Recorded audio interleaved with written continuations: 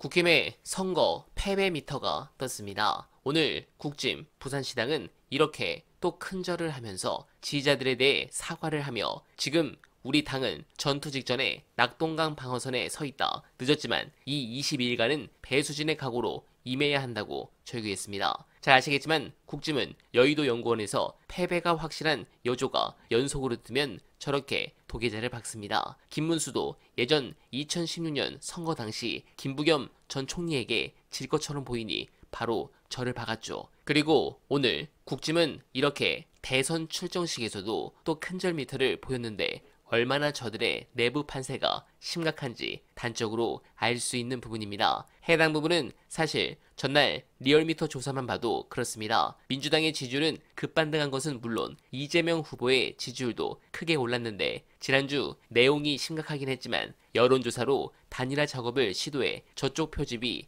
여전히 과표집 상황입니다. 그런데도 이 정도다. 이거 민심이 더욱 정권 심판으로 쏠리고 있습니다. 관련해 지난주 가장 높은 조회수를 기록하며 김문수의 승리를 정확하게 예측한 화제가 된 분석 보시고 마지막에는 섀도우 캐비닛 관련 보고 드립니다. 우선 이 단일화 게임은 이렇게 생각하셔야 돼요. 이게 굉장히 중요한 변화인데 과거에는 단일화 논의가 진보 쪽에서만 있었던 거예요. 민주당하고 민주노동당, 민주당하고 정의당 늘 진보 쪽이 약해가지고 서로 차이를 건너뛰어서 다 힘을 모으지 않고는 대항이 안 돼. 근데 보수 쪽은 어떨 때는 무슨 자민련도 나오고 어떨 때는 막 정조영 회장의 국민당도 나오고 어떨 때는 이회창 씨의 뭐도 나오고 막 그랬잖아. 자유선진당 이런 것도 나오고. 그래서 걔들은 단일화하고 이런 게 없었어. 근데 선거를 맨날 졌단 말이야 이쪽이. 근데 신압으로 언제부턴가 갑자기 단일화 논의가 다 저쪽으로 가버렸어. 지난번 대선 때도 안철수, 윤석열 단일화. 그래서 겨우 그거 해가지고 0.7%밖에 못 이겼잖아. 이쪽은 심상정, 이재명 단일화는 논의도 안 됐어. 수면 위로 떠오르지도 않았어. 그리고 지금 이번 대선 또 왔는데 이번 대선은 그냥 민주당 쪽은 그냥 우뚝 후보를 세워놨고 저쪽은 지금 단일화는 난리야. 그러니까 이거는 우열이 역전되었다는 거예요. 그러니까 이게 지금 진보 쪽이 특히 민주당 나는 진보라기보다는 자유주의 세력이라고 생각하는데 이 리버럴들이 자유주의 세력이 이 다수파가 됐어요. 우리 사회에. 주류가 됐어. 그러면 우파 쪽이 소위 자칭 우파. 우리가 보기에는 극우, 수구, 꼴통 이런 자들이 지금 소수파가 된 거예요.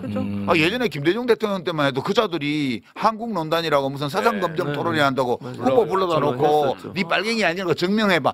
이런 거 하던 시대에서 시작해가지고 지금 민주화 이후에 30년이 걸려서 역전시킨 거예요. 우리가. 그러니까 지금은 우리가 주류야. 이 생각 우선 해야 돼요. 그러니까 이제 그 생각을 하면서 보면 되게 재밌어. 옛날에 우리가 단일화 때문에 지지고 볶을 때 쟤네들이 이런 기분으로 우리를 보았겠구나. 물론 우리 때도 물론 나도 단일 후보로 경기도지사 나가서 졌지만 4% 차이로 김문수 씨한테. 나한테 이긴 사람들이 저기서는 잘 되더라고. 나한테 법으로 이긴 한동훈 2등 했죠. 2등. 옛날에 이 진보 쪽에서 하던 단일화는 단일화가 될 때 그 성공 요건이 몇 개 있어요. 그래서 첫 번째는 대의가 뚜렷해야 돼요. 그러니까 다수 대중이 인식하고 받아들일 수 있는 대의가 있어야 돼요. 그다음에 그 주체들이 그 대의에 충실하려고 노력하는 사람과 세력이어야 돼요. 그다음에 대의와 대의에 헌신하려는 자세만으로는 안 되고 이해관계의 절충도 필요합니다. 그 안에서. 타협도 해야 돼요. 때로는. 룰도 어느 정도 약간 승패가 바뀔 가능성이 달라질 가능성이 약간이라도 있는 방식으로 단일화를 했단 말이에요. 그래. 누가 확실히 처음부터 이길 거다 이렇게 정해져 있는 단일화는 게임을 안 해. 그냥 양보해버리지. 그러니까 적어도 둘이서 게임으로 단일화를 하려면 어느 쪽이든 이길 수 있는 가능이 1%라도 있어야 돼요. 내가 그때 그 김진표 씨하고 경기도지사 후보 단일화 할 때 99대 1로 봤거든요. 이길 확률이 1% 정도 있다. 그래서 그 룰을 받아들여서 했는데 민주당 당원들이 나를 많이 찍어줘갖고 내가 된 거거든. 근데 지금 한덕수, 김문수 단일화 잘 안 되는 이유가 우선 대의가 없어. 그 다음에 두 주체 모두 대의에 헌신하려는 자세가 없어. 한덕수는 그냥 집비 몰라. 맞아. 자기만 알아. 그 다음에 김문수는 미래가 없는 사람이에요. 이 사람은. 그냥 지금이 좋은 거야. 자기가 대통령 후보가 돼서. 지금이에요? 네. 94년도인가 YS당에 들어와가지고 되게 고집센 사람이에요. 제가 그 옛날에 민중당 하다가 말아먹었을 때 집에 찾아가서 형님 민중당 하시지 말고 국회의원 배지 다세요. 민주당 가서.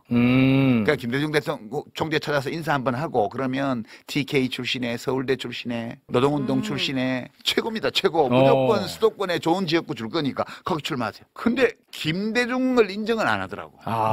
나는 심재철, 김문수 전부 다 민주당 가서 하라고 내가 정말 심재철은 전화로 내가 독일 있으면서 엄청나게 얘기를 했고 그다음에 김문수는 민중당 할 때부터 내가 형님 민중당으로는 죽었다 깨도 국회의원 못 돼요. 그러니까 민주당 하세요. 이거 내가 맨날 했었다고. 나는 당 안 하면서. 나름 고집이 있네. 근데 지금 김문수 씨는 지금 너무 좋은 거야. 예, 이게 민중당 하다가 여기 보수당에 들어와가지고 30년 넘게 이 말하자면 서자 취급 내지 굴러온돌 취급 다리 밑에서 주워놓는 취급 받다가 먹었잖아 이제 당을.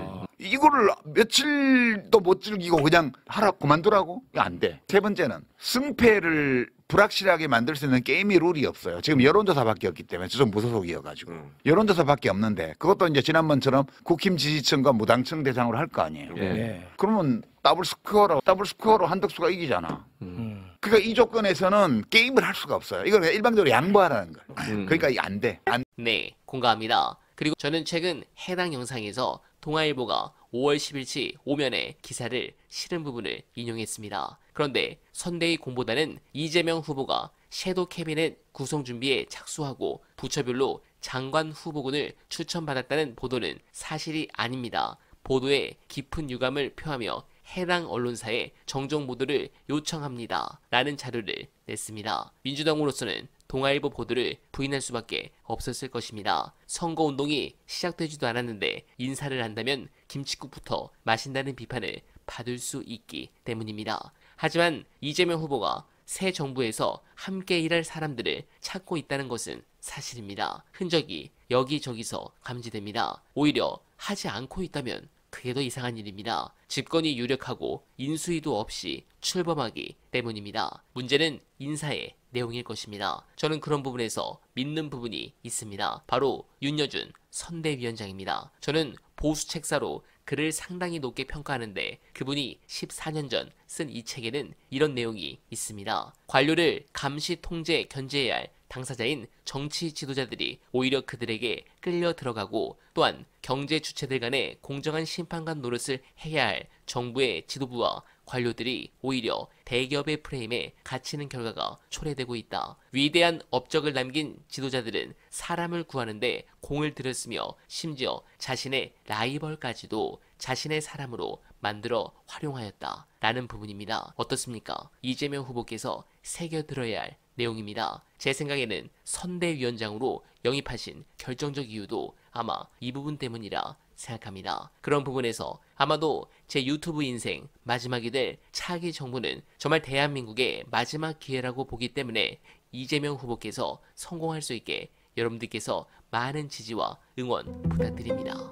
어나바는 이만 인사드립니다. 행복한 하루 보내십시오. 고맙습니다.